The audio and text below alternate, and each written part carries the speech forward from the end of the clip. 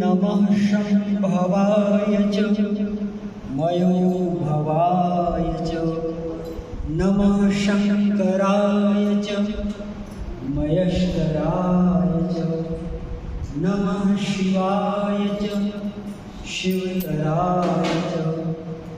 हे मान्यवर महेश्वर, मंगल हमारा कीजिए, सब भांति सुखमय सदा कल्याणकारी कीजिए।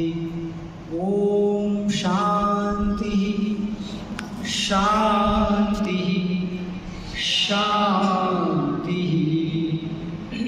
मेरे साथ वेद की पावन दिशा बोलेंगे।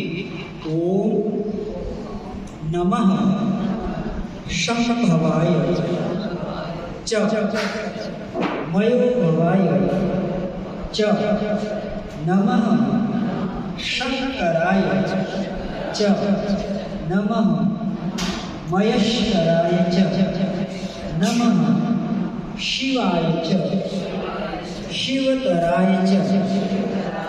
ओम शांति शांति शांति। सभागार में उपस्थित सभी पवित्र आत्माएं, अपने व्याख्यान को प्रारंभ करूं उससे पूर्व एक सूचना आपको देता हूं। जब कभी भी आप सत्संग में बैठे तो उस समय आप अपने आप को स्त्री या पुरुष न समझें। उस समय आप अपने आप को आत्मा समझें, क्योंकि यदि आप अपने आप को स्त्री और पुरुष समझेंगे सत्संग में तो आप तत्व ज्ञान से हमेशा वंचित रहेंगे, क्योंकि तत्व ज्ञान स्त्री और पुरुष के लिए नहीं होता है, तत्व ज्ञान आत्मा के लिए होता है। अयम आत्मा अलिंगः, हमारे शास्त्र कहते हैं कि आत्मा का कोई लिंग नहीं होता है। अपने कर्मों के अनुसार कर्मों को भोगने के लिए आत्मा कभी स्त्री के शरीर में आती है और कभी पुरुष के शरीर में आती है। अगर तत्व ज्ञान प्राप्त कर लिया तो फिर स्त्री और शरीर पुरुष के शरीर दोनों से मुक्त हो जाती है और पार ब्रह्म परमात्मा में मिलकर के मोक्ष का आनंद लेती है।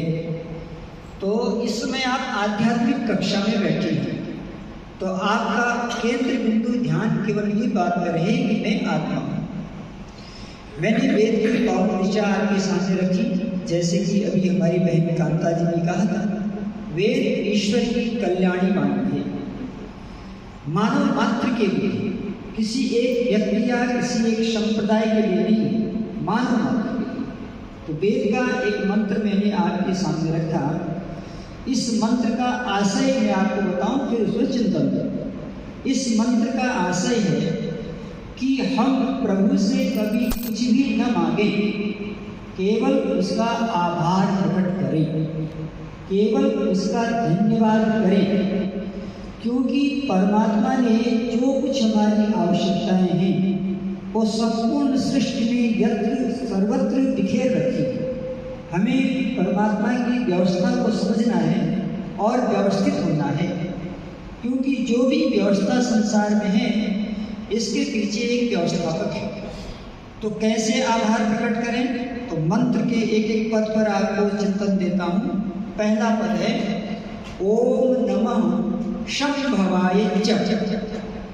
हे सुख स्वरूप परमात्मा, हम आपको नमस्कार करते हैं। मयो भवाय च, आप केवल स्वयं सुखी नहीं परंतु हमको भी सुखी करते हैं, इसलिए हम आपको नमस्कार करते हैं। शंकराय च, हे परमेश्वर, आप हमेशा अच्छे ही कर्म करते हैं। मनुष्य कभी अच्छे कर्म करता है, कभी बुरे कर्म करता है, लेकिन आप कभी भी बुरे कर्म नहीं करते। आप सदा ही सदा अच्छे कर्म करते हैं, इसलिए आपको नमस्कार है। मयस्कराय च, हे ईश्वर, आप केवल अच्छे कर्म ही नहीं करते, परंतु सबको अच्छे करने की प्रेरणा भी भीतर से करते रहते हैं।